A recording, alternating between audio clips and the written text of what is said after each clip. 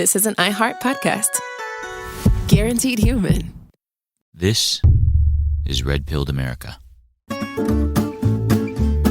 Before we start the show, just a reminder to share, like, and subscribe to this podcast wherever you're listening to it. And please, give us a 5-star rating. It helps us beat the big tech algorithm. Also, if you love Red Pilled America, please consider supporting the show.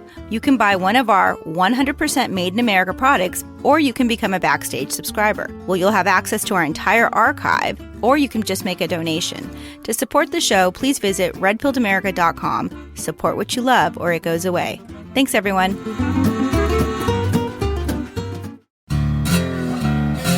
Previously on Red Pilled America. The sole reason they give for their intention to fire me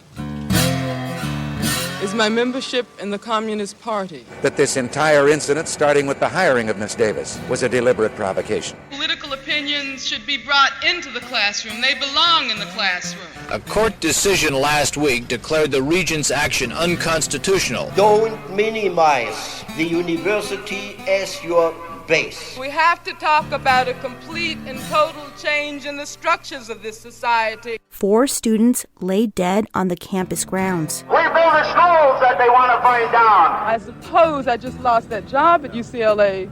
Where did wokeness come from?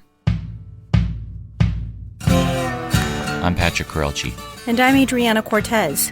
And this is Red Pilled America, a storytelling show. This is not another talk show covering the day's news. We are all about telling stories. Stories Hollywood doesn't want you to hear. Stories the media mocks. Stories about everyday Americans that the globalists ignore. You could think of Red Pilled America as audio documentaries, and we promise only one thing.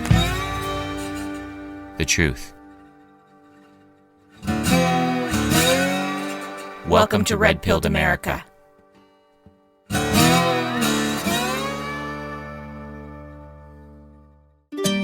We're at the final part of our series of episodes entitled Woke Army. You've probably heard the first 4, but if you haven't, stop and go back and listen from the beginning. We're looking for the answer to the question, where did wokeness come from? By telling the story of how an obscure group of German refugees started all of this woke madness, and what we need to do to stop it.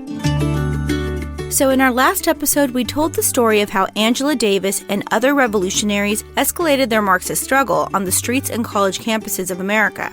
California Governor Ronald Reagan was working to help keep radicals and militants out of the state's college campuses. He forced Herbert Marcuse into retirement at UCSD and blocked the Black Panthers from officially speaking on college campuses. In defiance, UCLA hired the one person that represented both Black militants and radical academics, Angela Davis. The UC Regents, who governed the University of California, voted to fire her, citing its longtime policy of not hiring communists.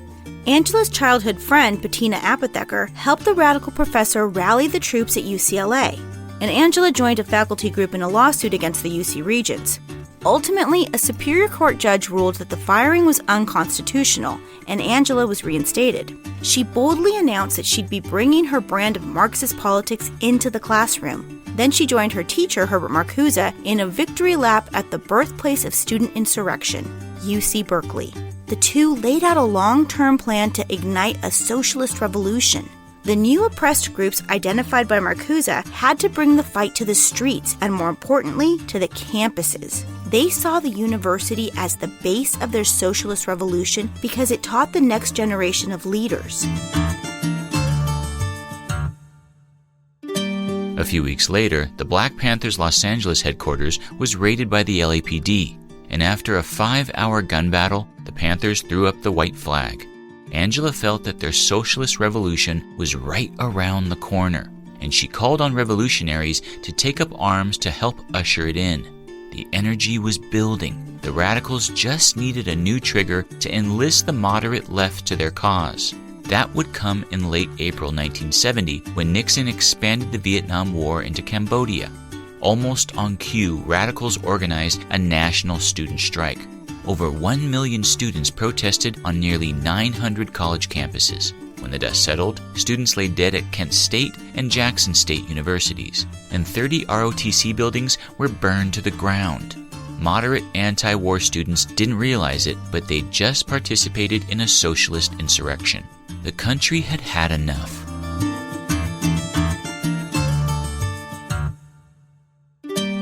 counter-protest took to the streets opposing the student violence. The FBI was in the midst of an effort to break up organizations like the Black Panthers and Students for a Democratic Society, or SDS. Nixon began an investigation into the source of the campus unrest, and the UC Regents made moves to terminate Angela Davis once and for all from her UCLA teaching post. But Angela wanted to keep up the heat.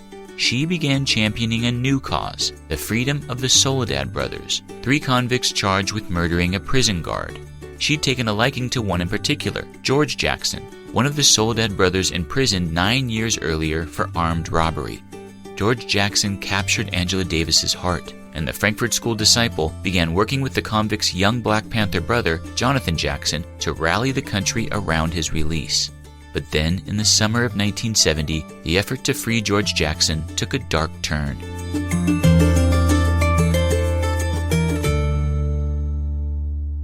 On a hot summer day in August 1970, a trial was in session in a Marin County courthouse in Northern California. A black convict named James McLean was being tried for the stabbing of a prison guard. The trial was presided over by Superior Court Judge Harold Haley, a 65-year-old, thin-haired white man with dark-rimmed glasses. Judge Haley was a pillar of the community. He'd married his high school sweetheart. They had 3 daughters together. Life was good. But something was about to change all of that. As the trial was in session, a young, tall black man with an afro entered the courtroom. He brought with him a bag, and strangely, he was wearing a trench coat. Given the time of year and the hot weather, it was an odd choice of fashion. As he sat down, he caught the eye of a bailiff, who remembered seeing him the day before in the courtroom, wearing the same jacket. As the suspicious young character surveyed the room, the prosecutor was questioning a defense witness in the case, another black convict named Rochelle McGee. Moments later, all hell broke loose. The trench-coated man stood up and yelled out. A witness described what he said. Hit the floor, and looking to the spectator side of the courtroom, saw a tall, light-complected Negro with bushy hair pointing a handgun at the back of the neck of Lieutenant Dixon of San Quentin Correctional Force. The intruder was Jonathan Jackson, the Black Panther colleague of Angela Davis and the younger brother of George Jackson, one of the primary Soledad brothers. As everyone hit the floor, the man that was on trial asked Jonathan if he brought the tape. Jonathan gave it to him along with the shotgun, and McLean taped the shotgun to Judge Haley's neck, placing the barrel right below his chin. He told the judge, "If I die, you're dying too." While this was happening, Jonathan gave handguns to the other black convicts, Rochelle McGee and William Christmas. Both were witnesses in the trial and friends with the defendant. Jonathan Jackson then pulled out a shotgun and an M1 carbine with a banana clip. The 3 convicts and Jonathan now had complete control of the courtroom. They had the judge call the sheriff's office, and McLean took the phone and made a demand. "We want the Soledad brothers free, or we'll kill Judge Haley." The hoodlums next grabbed several hostages. Adding to Judge Haley, they took 3 white female jurors as well as the prosecutor. They cautiously began making their way out of the courthouse, disarming guards along the way. That's when they crossed the path of a photographer for a local paper. Well, I was coming in from an assignment, just a regular, normal assignment, and picked up on the police monitor a call from the Civic Center that there was an armed gunman in the corridor. So I rolled to the Civic Center, went up to the court floor, got off the elevator, and I went around a corner and I encountered a man with 2 guns, and I was then part of the action. But the photographer was not taken hostage. He'd soon learn why. They wanted the publicity. They invited me to take pictures, and I was convinced at that time that this was similar to a Cuban hijack, that there was a purpose behind it. And one of the men, as they left in the elevator, after they told me that they didn't want me as a hostage, did say, "We want the Soledad brothers freed by 12:30 today."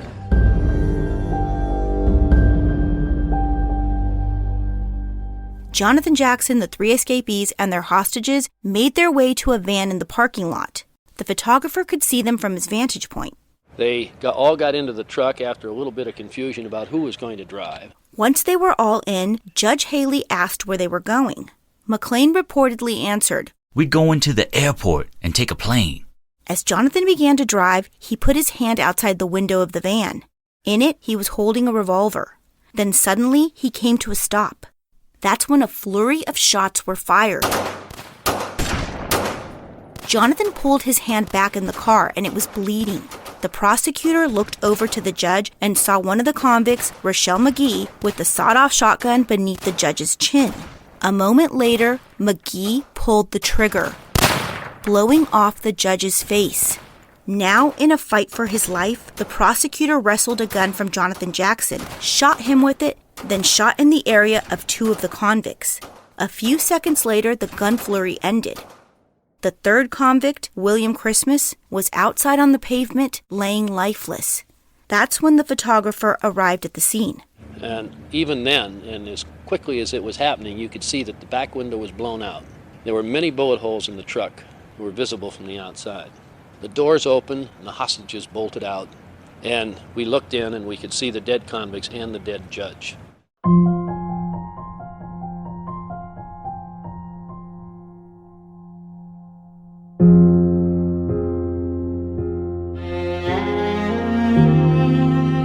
The prosecutor was slumped over in the van. He was shot in the spine by a bullet from outside, paralyzing him from the waist down.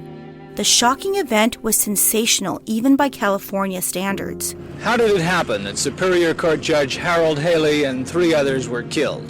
The youth who brought guns into Judge Haley's courtroom was Jonathan Jackson, brother of one of the Soledad 3. Jonathan had yelled in the courtroom corridor to free the Soledad brothers before he made his escape and was killed. Investigators for the Marin County Sheriff's Department still are not sure of all the details, but they are piecing together the story from witnesses and participants in the shocking crime that took place here yesterday. At this point, as near as we can determine, one of the witnesses in the van said they heard a shot. Immediately, the judge's head was blown off. The assistant district attorney then grappled with the inmates, procured a gun, and shot 3 of them. During this interim, there was other gunfire going on. There are still a great many loose ends and a great deal of speculation about what happened here. Investigators will now try to determine if there was a conspiracy of some kind that involved perhaps more persons than those who actually participated in the bloody event. Investigators say militant organizations such as the Black Panther Party will be high on the list of inquiry.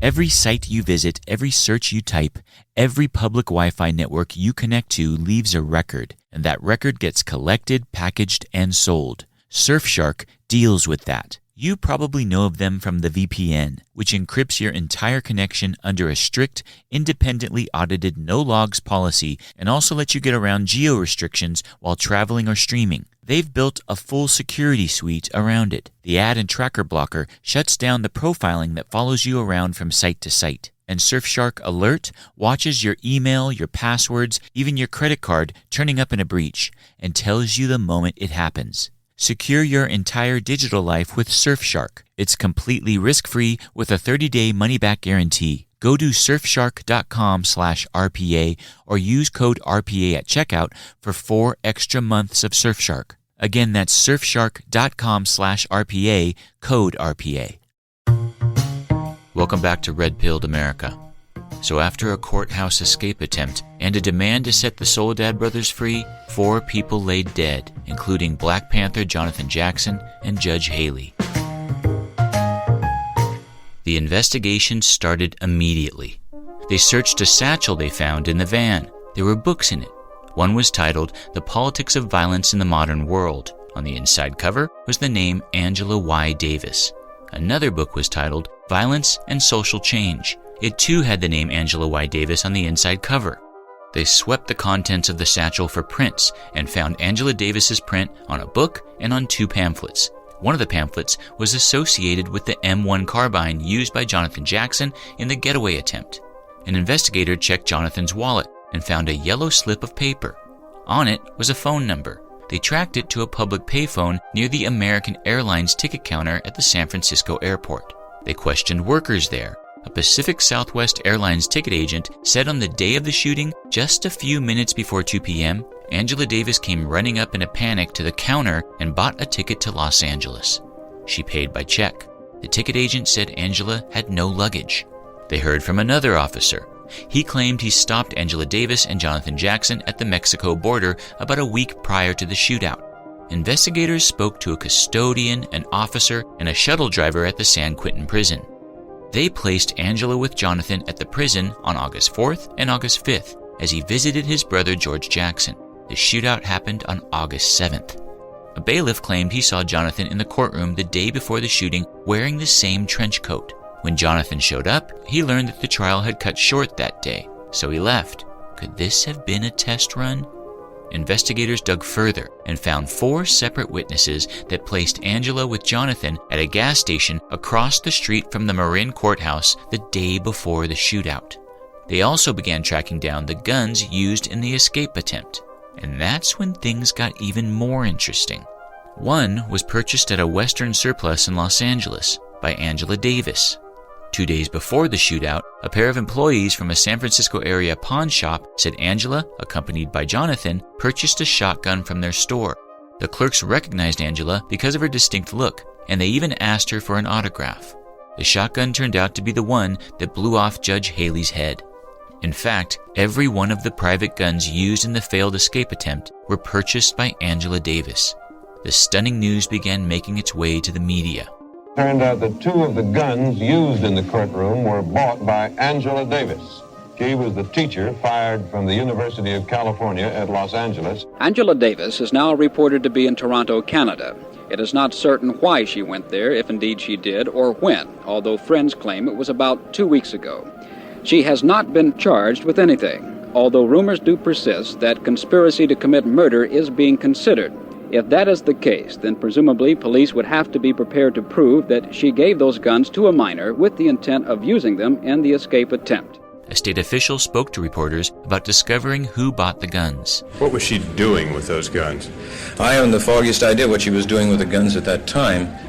Obviously, since that time, the guns have had rather an interesting way throughout the state of California, finally winding up in Marin County, and from our information, the guns that were used in the killing of the people in Marin County. Do you think it's true communist revolutionary style for her to have bought these guns in her own name? That'd be difficult. That'd be difficult to say.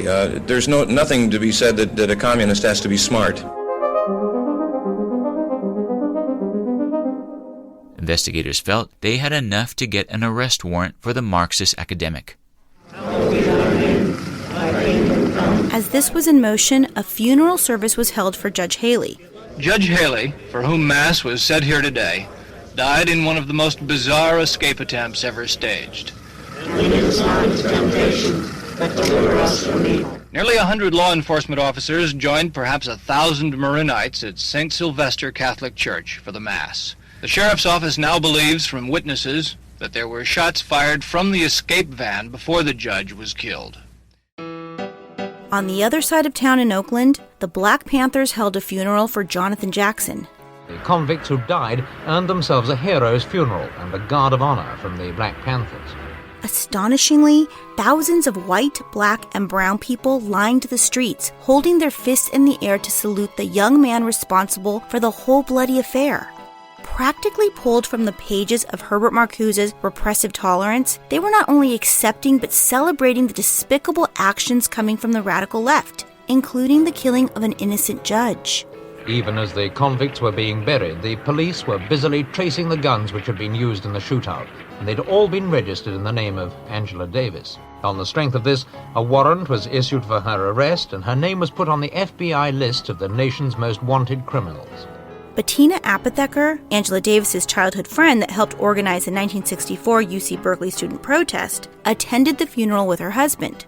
A black militant friend of Angela's walked up to Bettina and, without looking in her eyes, said loud enough for Bettina to hear that Angela had been implicated in the killings and that she'd gone underground. Angela Davis was on the run. She thought about leaving the country, maybe Cuba or Canada, but knew that if she left, she'd never be able to come back. So, Angela made her way to a friend in Chicago, a guy named David Poindexter. She hid in his apartment, but Poindexter got in a fight with the neighbor, and they were afraid that the neighbor would rat them out if the FBI came knocking, so they fled to Miami. Meanwhile, the FBI got a tip that Angela was in Chicago. They went to the Windy City and leaned on Poindexter's ex-girlfriend. They learned that Angela had been in the area, but fled with Poindexter to his mother's hometown of Florida. The FBI also got the make of the car they were driving. They were closing in on them. After the FBI questioned Poindexter's mom, Angela knew she had to get out of Florida as well. While the FBI was hunting for her in Miami, Angela and her companion took off to the Big Apple. But it wasn't long before the FBI got a call. Law enforcement found Angela's vehicle parked at an NYC Howard Johnson. On October 13, 1970, agents descended on the motel and nabbed Angela as she was en route to her room.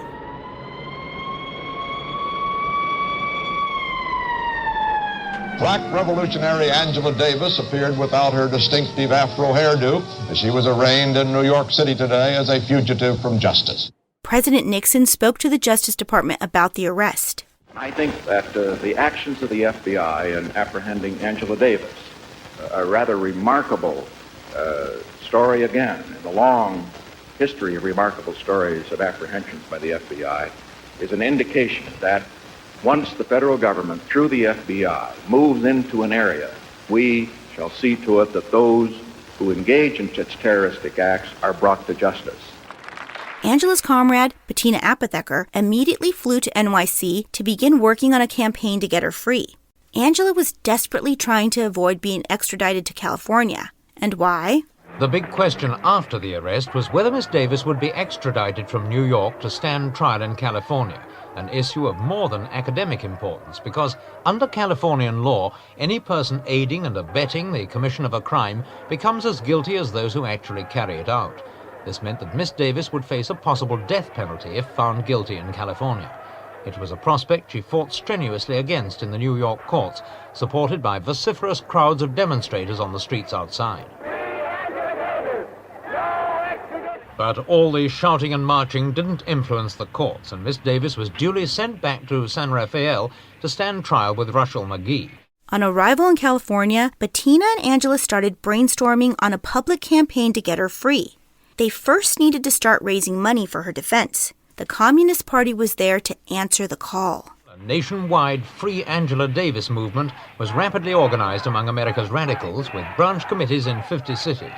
For the moribund Communist Party, the whole affair is a much-needed shot in the arm. Angela Davis has become their first martyr for years, and the party's now trying to raise $50,000 for her defense.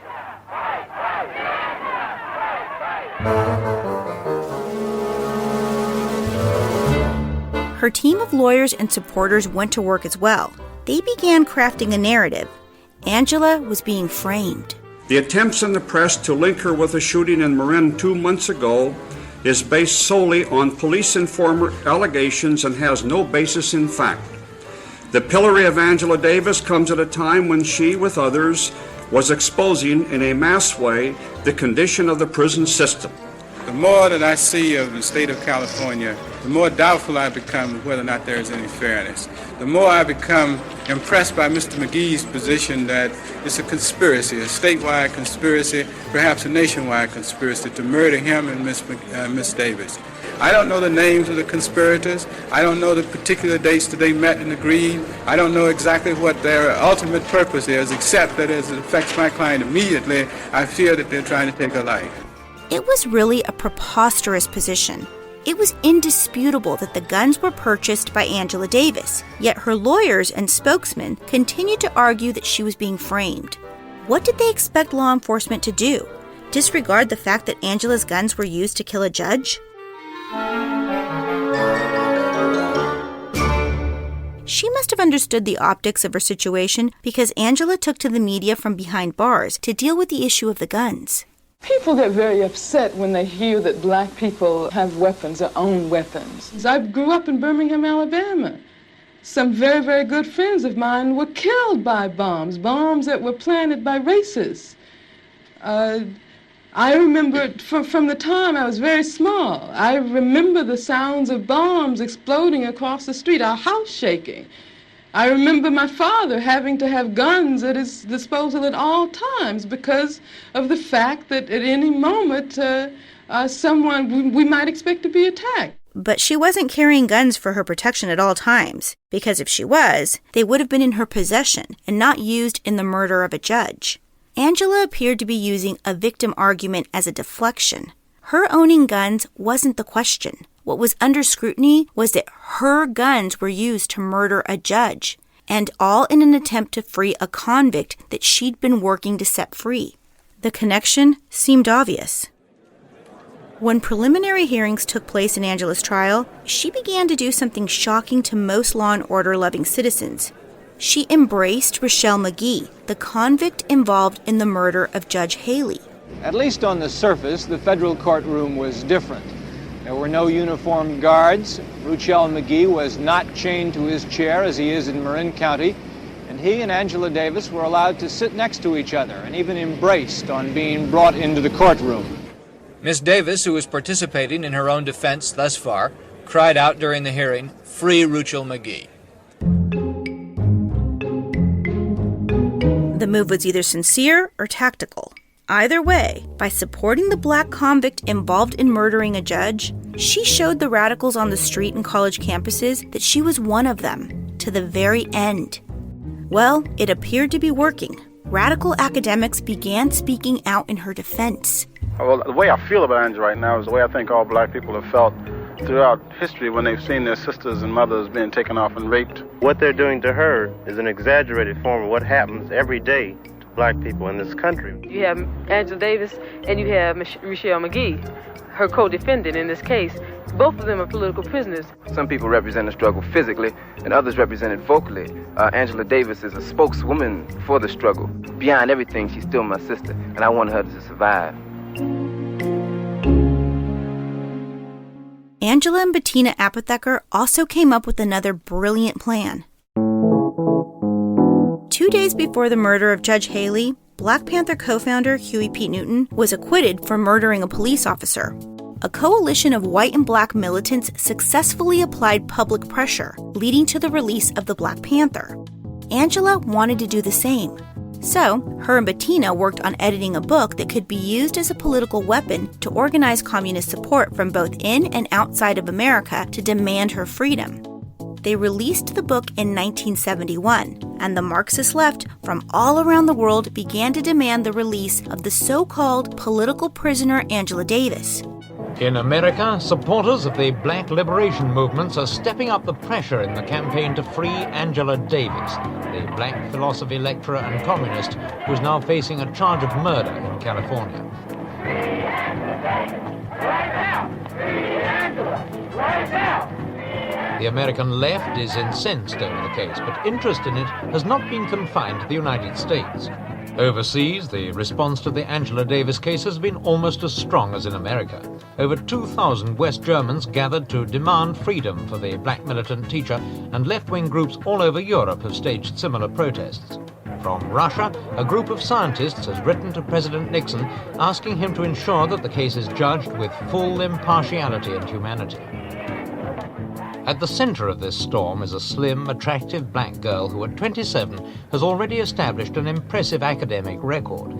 The philosopher Herbert Marcuse called her his best pupil in 30 years. The Free Angela media campaign reached such global proportions that it attracted the type of people that loved a virtue signal: celebrities. Jane Fonda, Leonard Bernstein, and Sammy Davis Jr. spoke out in her defense. Yoko Ono and John Lennon released an Angela Davis tribute song. Aretha Franklin even offered to pony up bail money.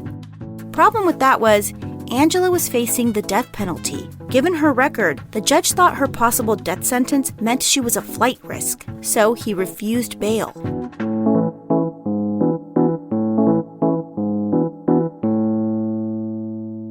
But then something remarkable happened. Official word came from the Supreme Court clerk's office at noon when the actual decision was passed out to reporters.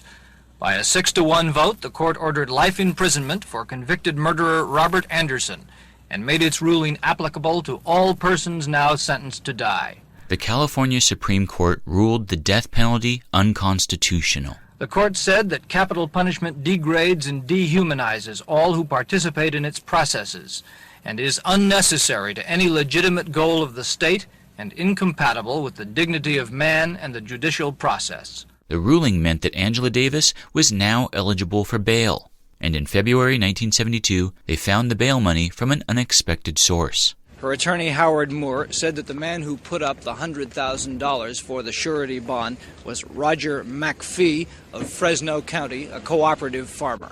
Angela Davis and her supporters were, of course, ecstatic at her release from jail. After release, Angela went to Bettina Apotheker's house to celebrate. I feel fine. I feel better than I have in 16 months. The real reason why I feel better is because now I'm able to give much more of myself to the struggle to free all of our sisters and brothers. Right on, The trial began a month later in March 1970. Herbert Marcuse and Bettina Apotheker could be seen attending as moral and tactical support. One big surprise was that Angela was added to the defense team as co-counsel. This was a stroke of genius. It allowed her to make the opening argument without having to be cross-examined. In her opening statement, she admitted to having purchased all of the guns, but denied giving them to Jonathan Jackson. She challenged the prosecution to provide any evidence that proved that she had any knowledge or intent of the escape attempt. Angela argued that when she heard the police were looking for her, she didn't run, she just made herself unavailable. Angela claimed she feared for her life at the hands of the cops.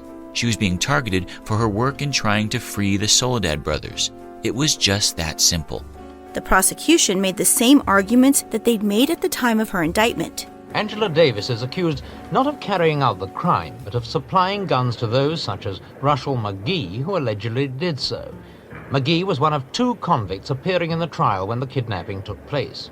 There weren't many surprises during the prosecution's case. They laid out the circumstantial evidence, the guns, that her near-constant companion leading up to the shootout was Jonathan Jackson, the fact that she fled, the witness testimony to Jonathan and her being together, and so on. But the prosecution did include evidence that came in late to the case. You may recall that the motive for the Marin County Courthouse shootout was to free the Soledad brothers, and in particular, Jonathan Jackson's older brother, George. Angela had been working to free him in the months leading up to the shootout. From jail, Angela spoke about how she first met him. First time I met him was on the occasion of one of the court appearances in Salinas, California. I had not really expected the scene that confronted me when I walked into that courtroom and sat down and saw coming into the courtroom 3 black men who were chained and shackled. I had never seen black men before with chains all over their bodies. It was certainly reminiscent of slavery. And in spite of the fact that they were completely suppressed in a physical sense, you could see from the attitude and their demeanor when they entered the courtroom that they were not for a moment going to resign themselves to that situation, that they had a very profound fighting spirit, and it was that which really affected me very strongly. When Angela became imprisoned as well, she began to write to George. In one instance, in July 1971, Angela and George were astonishingly allowed to meet in a holding cell outside of a Marin Civic Center courtroom while they were both still incarcerated. It was reportedly the first time they'd spend time together in the same room for a long stretch of time. They were intimate. Immediately after their meeting, Angela began writing George love letters. Over a period of a month, the letters were smuggled out of Angela's detention center and delivered to George Jackson at San Quentin. He kept them hidden in his cell. But in August 1971, George attempted an escape from prison and was killed in the process. When his cell was searched, Angela's letters were found. The prosecution made them the centerpiece of Angela's motive.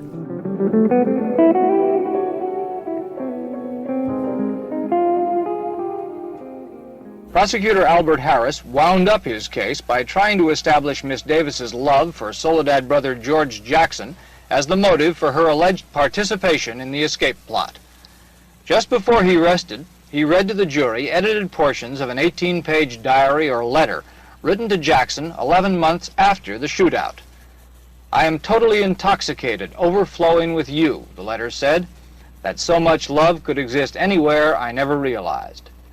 The next day, Harris said, she wrote, "I'm crazy with love and desire, and I guess you're already willing to accept all the consequences." Miss Davis and her attorneys had fought hard to keep the diary from being entered as evidence. In another letter, she wrote about their first meeting in May 1970, saying, quote, "As I was pulling myself together after the court appearance in Salinas, I was struck by a similar sense of inexorably succumbing to you, just you, being absorbed by that huge, beautiful man with whom I had instantly and unexpectedly fallen in love," end quote. In another passage, she wrote, quote, love you with love even more unbounded, even more unconquerable, your lifelong wife," end quote. After 9 weeks and over 100 witnesses, the prosecution rested its case. Now it was the defense's turn. The defense will attack that series of events as coincidental and not proving anything other than Miss Davis's concern for her own safety and her involvement in militant leftist political causes. They scoff at the allegations of love for Jackson being a motive in a conspiracy to free him. Her attorney, Howard Moore, admits she bought the guns and that young Jonathan Jackson had access to them. Both Moore and Miss Davis deny she planned with Jackson for the escape. They say she left the state because she knew she was to be persecuted for her political activism and her closeness to the Jacksons. Angela Davis never testified.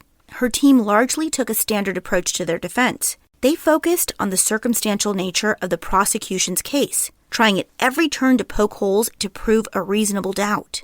Her defense attorney challenged the witness's testimony placing Angela with Jonathan Jackson on the days leading up to the shootout. It simply wasn't his client. Defense attorney Leo Bratton said he did not know who the person was that the prosecution witnesses had identified as Angela Davis, but he said it wasn't his job to find out. Angela Davis is no fool, he continued. Why would she buy a gun to blow a judge's head off and buy it in her own name? The prosecution's theory is absurd.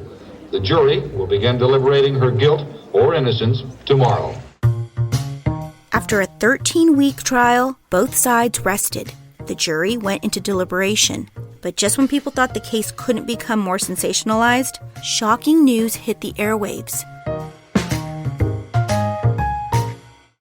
Do you want to hear Red Pilled America stories ad-free? Then become a Backstage subscriber. Just log on to redpilledamerica.com and click Join in the top menu. Join today and help us save America one story at a time. Welcome back to Red Pilled America. So after 13 weeks, both sides in the Angela Davis trial rested. The jury went into deliberation. But just when people thought the case couldn't become more sensationalized, shocking news hit the airwaves. I heard one of the stewardesses come running up to the other stewardess, and she said, "This is it, it's happening to us." And I asked her what was happening to us, and then I saw a man in an army uniform come up the aisle and go into the cockpit, and I knew we were being hijacked. I started crying. I told my husband. A militant faction of the Students for a Democratic Society, or SDS, hijacked a plane and demanded both money and that Angela Davis be let free. The hijacker had announced over the intercom earlier, "SDS men relax, our demands are being met." And another message had included the word weathermen, which is a radical offshoot of Students for a Democratic Society. After a refueling stop in New York, where the passengers were let off, the Western 720H took off again for Algeria with $500,000. During yesterday's hijacking, in which it was thought Miss Davis had been demanded by the hijacker, the defendant was brought to the courtroom. She looked distraught and tired. Angela's defense team claimed no knowledge of the hijacking. They wanted their fate to be handed by the jury, and that was no doubt a calculated decision. You see, Angela's lawyers applied a novel approach to jury selection. At the time in 1972, jury selection took a very unsophisticated approach. But for Angela's case, 5 black psychologists volunteered to help with the process to develop personality profiles for each prospective juror. They carefully watched them, whether they interacted with others, how they acted at lunch period, whether they were talkative. They slipped questions to Angela's lawyers to acquire the necessary data. Ultimately, they helped Angela's team select a group of jurors that would give her the best chance for an acquittal. It's been an approach to jury selection ever since, because it worked. After just 13 hours of deliberation, an all-white jury found Angela Davis innocent on all counts. On exiting the courtroom, one jurist looked at Angela's cheering supporters, smiled, and raised the Black Power fist to the crowd. In fact, the jury held Angela in such high regard that a majority of them joined in the celebration parties of her acquittal. At one of the gatherings, Angela rejoiced in the decision. Really a wonderful feeling to be back among the people. To be back among all of you who fought so long and so hard.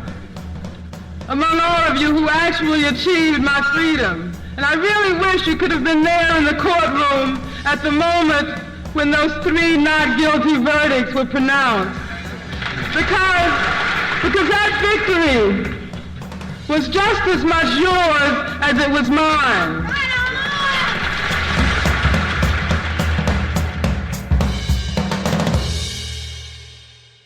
By the end of the trial, America had changed. The public had not only grown tired of the violence, it welcomed government actions to decisively end it. Through a series of raids and prosecutions, the Black Panthers had been successfully disintegrated. The Black Power ringleader, Stokely Carmichael, not only left the organization, he left the country.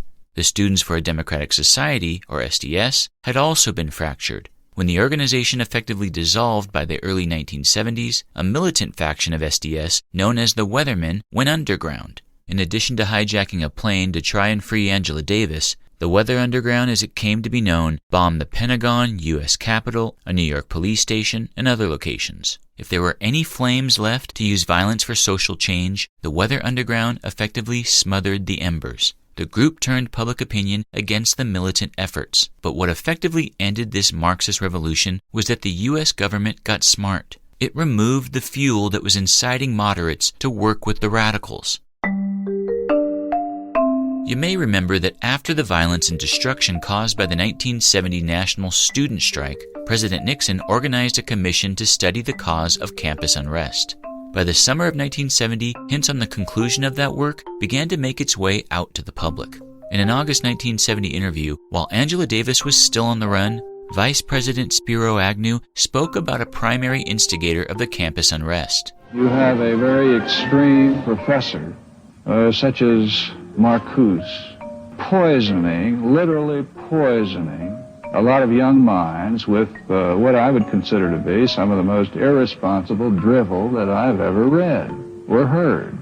The Campus Unrest Commission issued its findings in September 1970, and in it, they cited the radical professor Herbert Marcuse as a key figure in providing the intellectual rationale for the Marxist insurrection. They concluded that students were being drawn to these radical figures because of the Vietnam War. The head of the commission, William Scranton, highlighted this point in September 1970.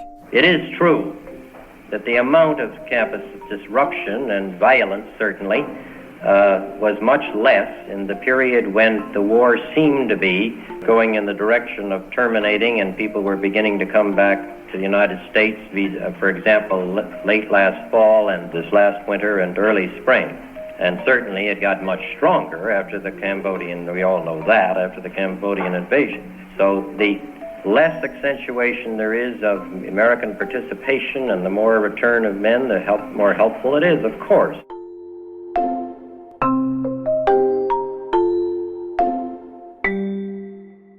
The American government now understood that if they removed the incentive for moderates to march with the militant Marxists, the unrest would subside. By 1975, the Vietnam War was over. The Marxists no longer had the flashpoint to give their small minority outsized power on the streets and college campuses of America. People were tired of the violence, campus unrest, burning down of buildings, killings, and bombings. These Marxist revolutionaries had hit a roadblock with their radical activism. Their tried and true strategy of violence and inciting moderates on college campuses was not only no longer working, it wasn't going to work. So what these radicals and militants did was they went back to college. Reflecting on the era when Herbert Marcuse wreaked havoc at UC San Diego, the former chancellor of the school inadvertently touched on the radical students' eventual playbook. I wouldn't let the governor of California intrude on our independence and freedom of the faculty to operate this school as we saw fit, and I'll be damned if I'm going to let a group of students do it either. That is, we govern the University of California, we faculty. And if the students wish to join us, let them become faculty. And that's exactly what the socialist revolutionaries did. Herbert Marcuse died in 1979, but his teachings would immediately take hold in one particular American institution. The Marxist radicals, educated by the ideas of the Frankfurt School, put all of their chips on academia. The universities had already warmed up to the ideas of the Frankfurt School. Places like UCSD, UC Berkeley, UCLA, Brandeis College, and Columbia, they were already infected with Marxist radicals.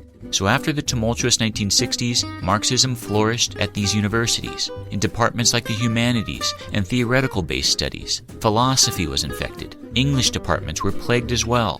Women's studies would eventually become gender studies, and they touted the woke doctrine. African American studies and Chicano studies adopted wokeness as well. Critical legal studies built on the Frankfurt School's critical theory and would eventually develop critical race theory. The university began to openly accept the radical and militant Marxists into their teaching staffs, a place where they can turn students into a woke army. After Angela Davis was fired from her UCLA job, Ronald Reagan said she'd never work in the UC system again. That prediction didn't age well. In 1991, UC Santa Cruz appointed her professor in the history of consciousness. She literally became a woke professor. 3 years later, she was appointed to the UC presidential chair in African American and feminist studies. She'd go on to lecture at colleges all over the world. And the universities opened their doors to other militants.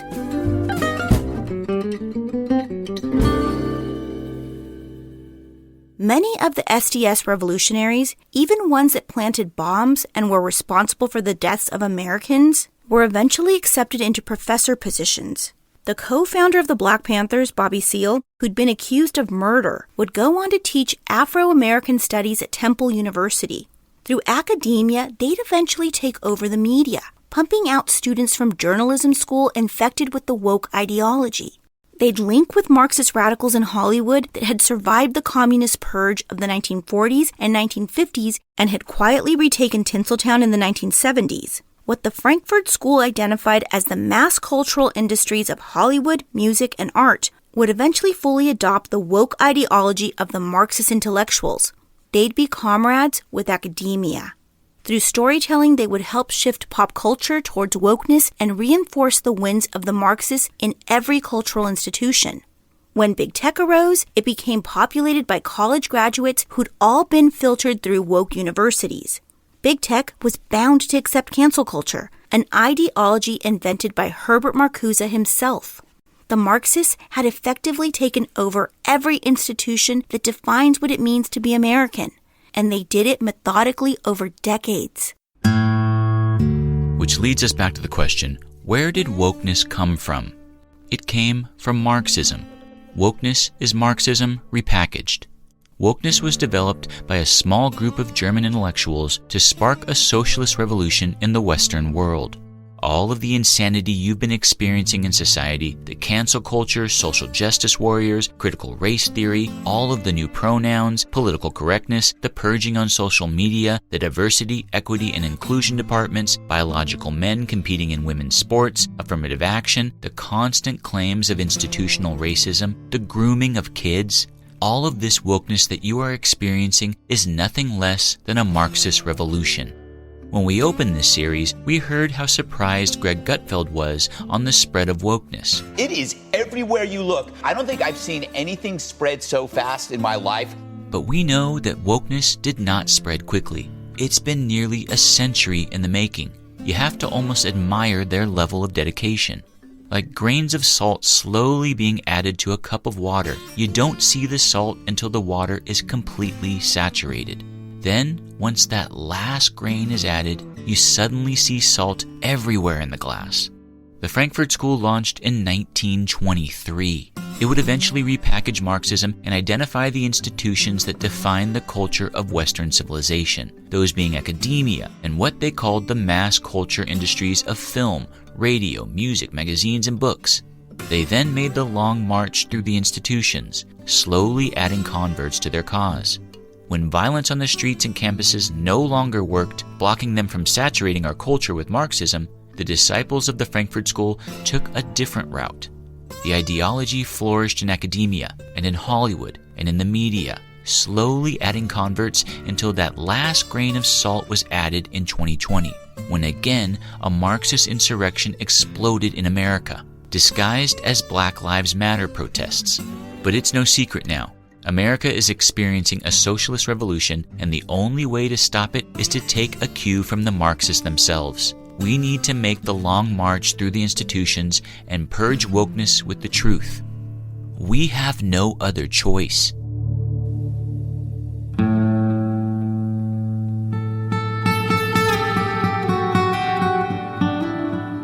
We need to create our own cultural institutions. Our own Hollywood, our own publishing industry, our own media, our own storytelling industry, and perhaps most importantly, we need to retake our schools.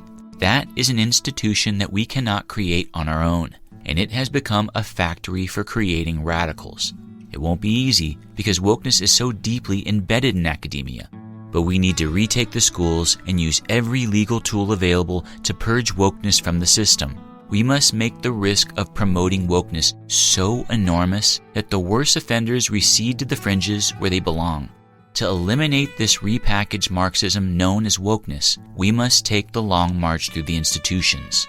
The good news is that we know what we have to do. We just need to do the work. Take an action to help build our own institutions, to retake our schools. Take an action to help us build a red-pilled America. Because if we don't, and if this series doesn't propel you to act, then we deserve to live in the world that the Marxists have built.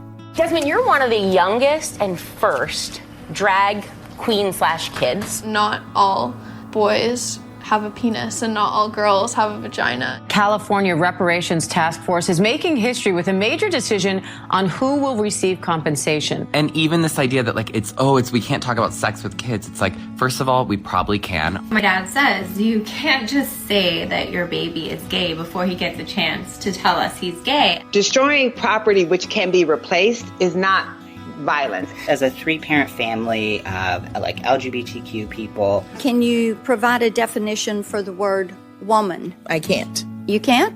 Not in this context. So I'm not a biologist. Red Pilled America is an iHeartRadio original podcast. It's produced by me, Adriana Cortez, and Patrick Corelchi for Informed Ventures. Now, our entire archive of episodes is only available to our Backstage subscribers. To subscribe, visit redpilledamerica.com and click support in the top menu. Thanks for listening.